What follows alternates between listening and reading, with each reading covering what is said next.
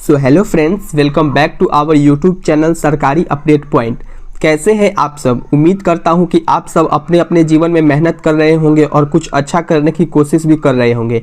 और अगर आप भी उन लाखों युवाओं में से एक है जो सरकारी नौकरी की तलाश में है या तलाश कर रहे हैं, तो आज की ये वीडियो शायद आपके लिए ज़िंदगी का मोड़ साबित हो सकती है।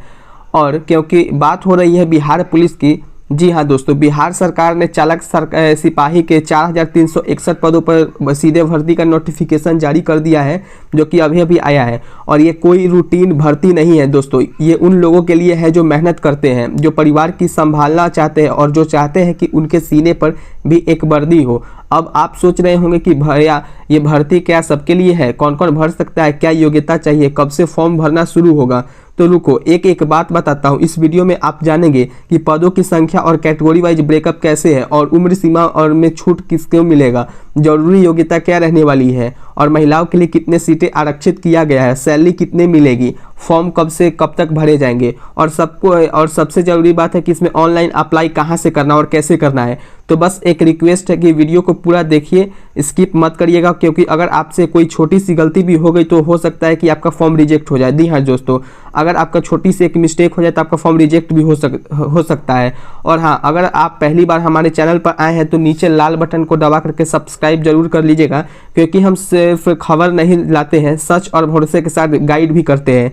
तो चलिए अब बिना किसी देर के शुरू करते हैं आज के इस टॉपिक को। सो दोस्तों, जैसा कि आप लोग स्क्रीन पे देख रहे होंगे, यह भर्ती बिहार सरकार के द्वारा निकाला गया है, जिसका केंद्रीय चयन पार्षद सिपाही भर्ती है। अगर विज्ञापन संख्या की बात करें तो 2025 है। अब इसमें देखते हैं ऑनलाइन आवेदन पत्र भरने की तारीख को, तो 21 जुलाई से लेकर के आप 20 अगस्त तक के बीच में आप इस फॉर्म के लिए अप्लाई कर सकते हैं। देखते हैं इसमें और क्या कहा गया है दोस्तों। तो जैसा कि आप लोग देख रहे होंगे कि यह चालक के पद पे 4361 पदों पे वैकेंसी का आयोजन किया गया, यानी कि आपको 4361 वैकेंसी निकाली गई है, जिसका आरक्षण कोटि और विवरण मैं अभी आपको बताने वाला हूँ। अगर सैलरी की बात करें तो इसका लेवल पे 3 रहने वाली है, और इसका जो स्टार्टिंग वेतन होता है 21,700 से लेकर के 69,100 के बीच में रहने वाली है। तो सबसे पहले देखते हैं कि आरक्षण कैसे कैसे इसमें दिया गया है। तो गैर आरक्षित कैटेगरी के लिए, यानी कि यूआर कैटेगरी के लिए, अनरिजर्व कैटेगरी के लिए इसमें कोड रखा गया है, जिसमें अगर बात करते हैं तो 0.1 ऐसे करके आपको इसमें देखने को मिलता है। जिसके स्वतंत्रता सेनानी की बात करें तो टोटल अगर बात करें तो 4361 पद है, जिसमें से आपको महिलाओं के लिए इसमें आरक्षण किया गया है। 1439 पोस्ट आपको इसमें देखने को मिलते हैं आरक्षण। नेक्स्ट अगर बात करते हैं दोस्तों, तो चालक सिपाही के पद पर आवेदन है तो आपको कुछ योग्यता का आपको पालन करना बेहद ही जरूरी है। लेकिन इसमें देखते हैं कि आपका शारीरिक मानदंड कैसे होनी चाहिए। तो सबसे पहले बात करते हैं गैर आरक्षित पिछड़ा वर्ग के पुरुष अभ्यर्थियों के लिए, तो जो कि 165 सेंटीमीटर आपकी ऊंचाई, यानी कि हाइट 165 सेंटीमीटर होनी चाहिए, और न्यूनतम बिना फुलाए हुए आपको जो चेस्ट होती है वो आपको 81 सेंटीमीटर होनी चाहिए, और फुला करके आपको 86 सेंटीमीटर होनी चाहिए। लेकिन अत्यंत पिछड़ा वर्ग के पुरुष अभ्यर्थियों के लिए 160 सेंटीमीटर मांगा गया है, और 81 सेंटीमीटर न्यूनतम बिना फुलाए हुए, यानी कि बिना चेस्ट को फुलाए हुए, और फुलाने के बाद 86 सेंटीमीटर आपकी आनी चाहिए। और अनुसूचित जाति और यानी कि एससी और एसटी कैटेगरी के लिए, मेल कैटेगरी के लिए 160 मांगी गई है, और 79 मांगी है बिना फुलाए हुए चेस्ट को, और फुलाने के बाद 84। लेकिन भारतीय मूल के गोरखा, जो कि सिर्फ बिहार के विशेष सशस्त्र पुलिस में जो है गोरखा बैटालियन के लिए आपको 160 सेंटीमीटर मांगी गई है बिना फुलाए हुए चेस्ट, 79 सेंटीमीटर, और फुलाने के बाद 84 सेंटीमीटर मांगी गई है। बाकी सभी वर्गों की महिलाओं के लिए, अभ्यर्थियों के लिए आपको 155 सेंटीमीटर हाइट देखने को मिलता है, जो कि इसमें चेस्ट लागू नहीं होता है। फुलाने के बाद सीना की मापी में कम से कम 0.05 से लेकर के सेंटीमीटर का अंतर होना चाहिए। लेकिन सभी वर्ग के महिलाओं के लिए न्यूनतम जो वजन रखी गई है वो 48 किलो रखी गई है। और जो ट्रांसजेंडर जो होते हैं, यानी कि ट्रांसजेंडर जो महिला होते हैं, उनके लिए, महिला या फिर पुरुष बोलिए, शारीरिक मानदंड महिला अभ्यर्थियों को समान ही रहने वाली है। अब बात करते हैं दोस्तों कुछ शैक्षणिक योग्यता के बारे में, यानी कि एजुकेशन क्वालिफिकेशन। तो आपका एजुकेशन क्वालिफिकेशन है जो दोस्तों, वो 10+2 आपने पास किया हो, या फिर अपने किसी भी रिकॉग्नाइज्ड बोर्ड से अपने 12वीं पास किया हो, यानी कि इंटर पास किया हो, तब आप इसके लिए अप्लाई कर सकते हैं। और साथ में ही आपके पास मोटर वाहन चलन का एक आपके पास मोटर चालित वाहन का आपके पास एक होना चाहिए LMB सर्टिफिकेट होना चाहिए और HMB चलाने का सक्षम पदाधिकार विज्ञापन निर्गत होने की तिथि से 1 वर्ष पूर्व, यानी कि अभी जो विज्ञापन निकली है उससे 1 साल पहले का आपका ड्राइविंग लाइसेंस बना हुआ रहना चाहिए, तब आप इसके लिए अप्लाई कर सकते हैं। अब दोस्तों मैं बात करता हूँ उम्र सीमा की, तो जो उम्र सीमा आपको दिया जाएगा वो मैट्रिक में जो अपने पास किया उसमें एक एज लिखा रहता है, उसी के आधार पर आपका एज होनी चाहिए। जैसे कि आपको अगर गैर कैटेगरी की बात करें, गैर आरक्षित कैटेगरी के लिए यानी कि अनरिजर्व कैटेगरी के लिए, तो आपको मिनिमम आपका 20 साल एज होनी चाहिए और मैक्सिमम की बात करें तो मैक्सिमम आपका 25 साल एज रहनी चाहिए, जो कि पिछड़ा वर्ग और अत्यंत पिछड़ा वर्ग के पुरुषों के लिए न्यूनतम उम्र 20 वर्ष ही रखी गई है और अधिकतम इसमें 2 साल का आपको रिलैक्सेशन देखने को मिलता है, यानी कि 27 साल का आपको रखी गया है। लेकिन SC ST कैटेगरी के लिए आपको महिलाओं के लिए न्यूनतम उम्र जो रखी गई है 20 वर्ष और जो अधिकतम उम्र है वो 28 वर्ष रखी गई है पिछड़ा वर्ग और अत्यंत पिछड़ा वर्ग के लिए। लेकिन बात करते हैं अनुसूचित जाति यानी कि SC ST कैटेगरी के लिए या फिर ट्रांसजेंडर के लिए, उसके लिए 20 वर्ष से लेकर के आपको 30 वर्ष तक आपको एज देखने को मिलता है। नेक्स्ट अगर बात करते हैं दोस्तों आरक्षण का, तो आरक्षण का लाभ राज्य सरकार के जो प्रचलित आरक्षण नियमों के अनुसार होने वाली है, यानी कि जो राज्य के सक्षम स्तर पर निर्गत प्रमाण पत्र जो होगा उसी के आधार पर आपको इसमें आरक्षण दिया जाएगा। बाकी आवेदन पत्र में आरक्षण का दावा अगर नहीं कीजिएगा तो आपको इसमें आरक्षण का लाभ नहीं मिलेगा। इसलिए अगर आपको आरक्षण चाहिए तो आप इसमें आरक्षण का दावा कर सकते हैं। जो कि अगर बात करते हैं बिहार का संकल्प संख्या 575 दिनांक 9 जुलाई 2025 के आलोक के राज्य के जो मूल निवासी आरक्षित वर्गों को, गैर आरक्षित वर्ग को भी, महिलाओं को ही संपूर्ण रूप से 35% का रिलैक्सेशन देखने को मिलता है, यानी कि आपको 35% का जो महिला है उनके लिए इसमें रिलैक्सेशन दिया गया है बिहार सरकार के द्वारा।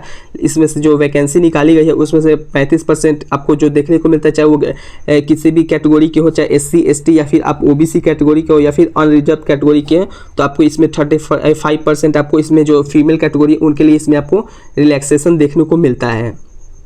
नेक्स्ट अगर बात करें अनुसूचित जाति के लिए जो इसमें कोड डाली गई है वो SC और SC के लिए 2 है और ST के लिए 3 है और EBC के लिए 4 है और BC के लिए भी 5 है। अब बात करते हैं EWS के लिए तो 7 है। ये जो कोटि आपने देखा है इसको जब आप सर्टिफिकेट लगाइएगा तब आपसे उसमें कोटि पूछा जाता है, यानी कि जो कोटि कोड होता है आपको इसमें जरूर लगाना है, तभी आप आरक्षण का लाभ ले सकते हैं, अन्यथा आपको लाभ नहीं मिलेगा।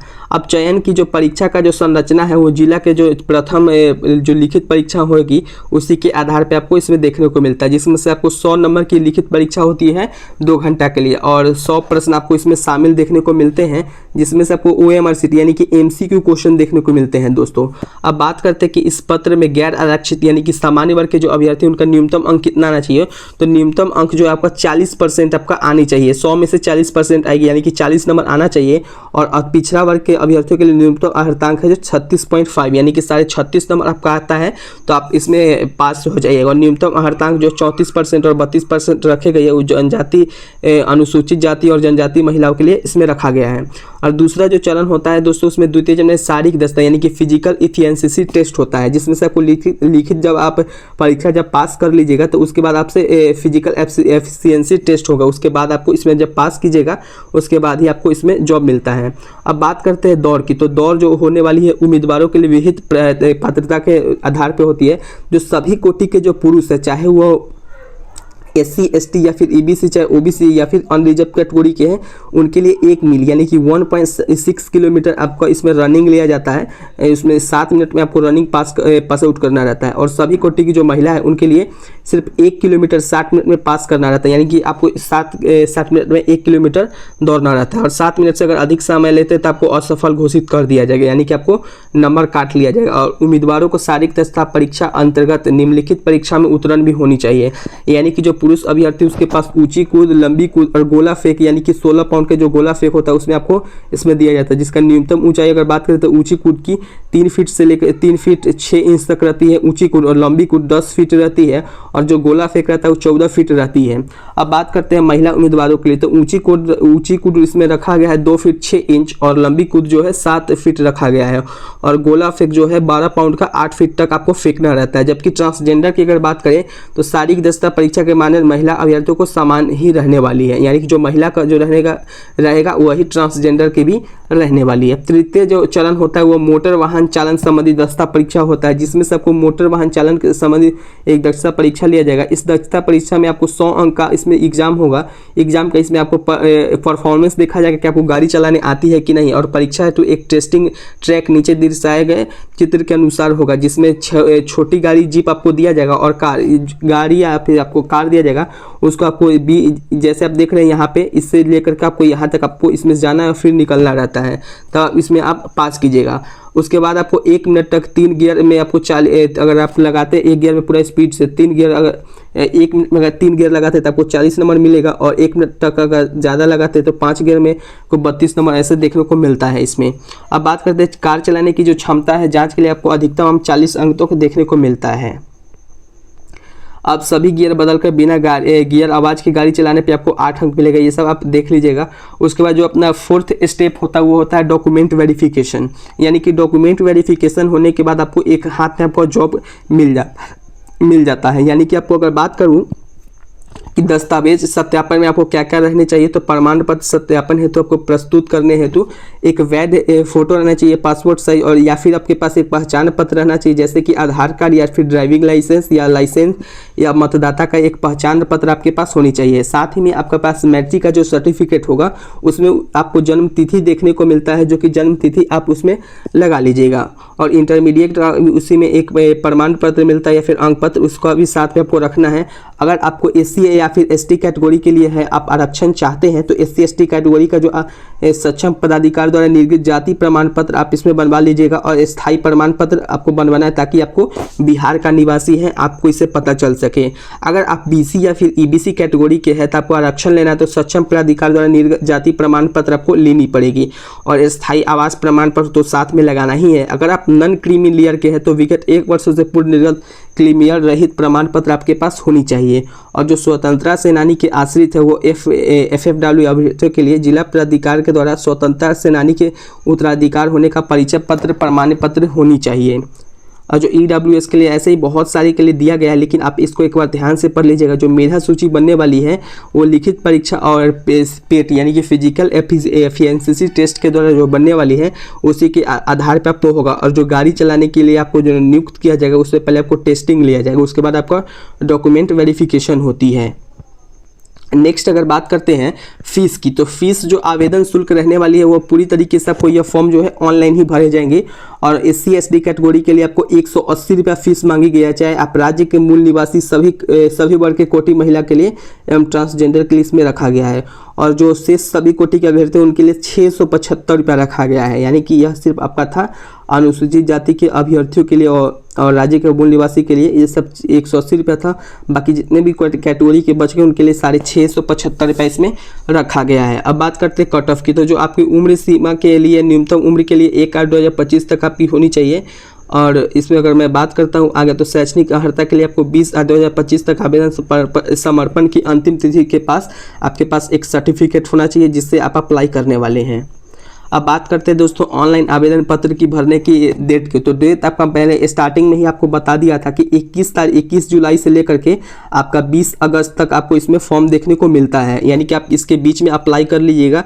यानी कि अभी से जब स्टार्टिंग हो गया उसी टाइम पे आप लोग अप्लाई कर लीजिएगा। उस टाइम पे क्या होता है कि जब लास्ट डेट बढ़ता है तो बहुत ही लोग इसमें एकाएक फॉर्म अप्लाई करने लगते हैं। उस टाइम पे होता है क्या कि सर्वर बहुत ही ज़्यादा डाउन हो जाता है और अप्लाई आप नहीं कर पाइएगा। इसलिए मेरा जो सजेशन रहने वाला है वो जैसे ही आपका 4-5 दिन बचा हो या फिर जैसे ही स्टार्ट फॉर्म होती है तो आप इसमें आप अप्लाई कर दीजिएगा।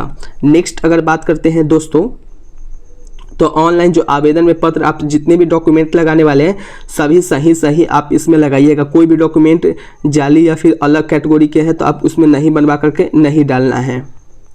अब जैसे कि आप लोग देख रहे होंगे कि इसमें विभिन्न विज्ञापन संख्या, नाम पदी संख्या, जन्म तिथि के आधार पे ये सब कार्यालय का नाम जो दिया गया है उसको भी आप एक बार अच्छा से इस फॉर्म को आप एक बार देख लीजिएगा। जो नोटिफिकेशन है मैं आपको इसमें एक लिंक दे दूंगा अपने डिस्क्रिप्शन में, आप जाकर के वहाँ से ज्वाइन कर लीजिएगा।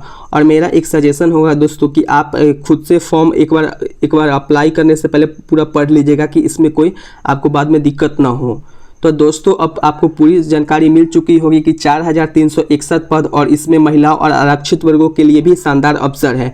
अब मैं आपसे एक बात दिल से कहूँ, सरकारी नौकरी सिर्फ पैसा नहीं देती है, वो सम्मान, स्थायित्व और अपने परिवार को एक सुरक्षित भविष्य देती है।